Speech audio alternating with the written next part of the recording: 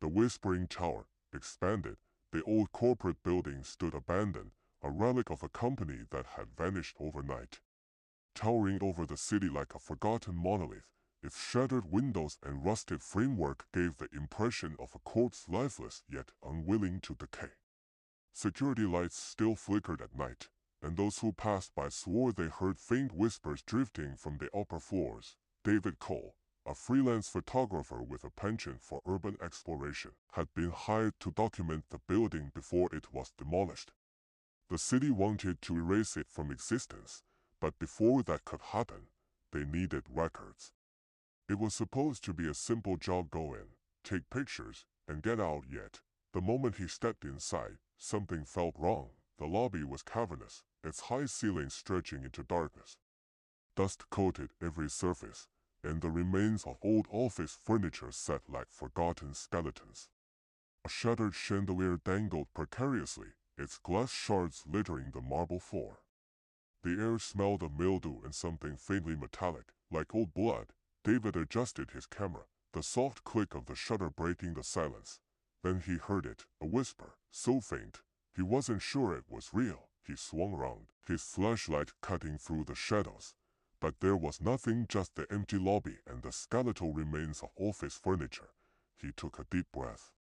It's just your imagination. Ignoring the unease curling in his stomach, he made his way to the stairwell. The elevator doors were jammed open, revealing nothing but a dark shaft. Something about it made his skin crawl, so he chose the stairs. As he climbed, the whispers grew louder. They weren't just faint murmurs anymore. They were layered, overlapping voices speaking just beneath comprehension. On the 5th floor, a door stood ajar.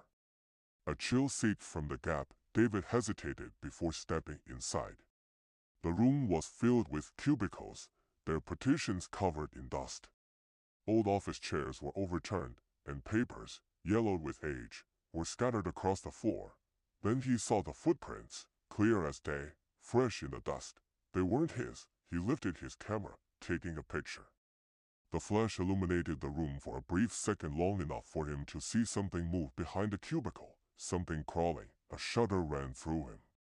He forced himself forward, peering over the cubicle wall. Nothing. Then a giggle, high-pitched, childlike, but distorted, as though something was trying to mimic a child's laughter and failing. His breath hitched. There shouldn't be anyone here. Suddenly, his camera flickered, cycling through its photos on its own. His heart pounded as he watched picture after picture of the empty office, until a face, wide, grimy, hollow eyes staring straight into the lens. Then the camera died. David stumbled back, dropping it. He fumbled for his flashlight, but it, too, began to flicker. The whispers surged, filling his ears, pressing against his skull. He could feel them inside his head. Join us. A hand grabbed his ankle. He screamed, kicking away, but nothing was there. Yet the sensation lingered, cold and lingering, like phantom fingers digging into his skin.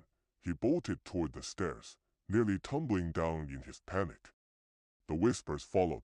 By the time he reached the 9th floor, he was gasping for air, his legs burning. But something made him stop. The hallway stretched ahead, long and suffocating. The doors on either side were open. They hadn't been before. A shape flickered at the end of the corridor just beyond the reach of his flashlight. A figure, tall and twisted, with a gaping mouth that didn't move yet, whispered, "Stay." The air turned frigid.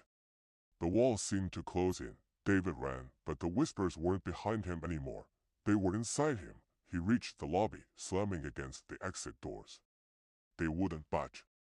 His own panicked reflection stared back at him in the glass, wide-eyed and trembling. Then his reflection smiled, a slow, stretched grin that did not belong to him, and in the reflection's eyes, hundreds of shadowy figures stood behind him, waiting. The last thing David heard before the world went black was his own voice whispering, "Join us."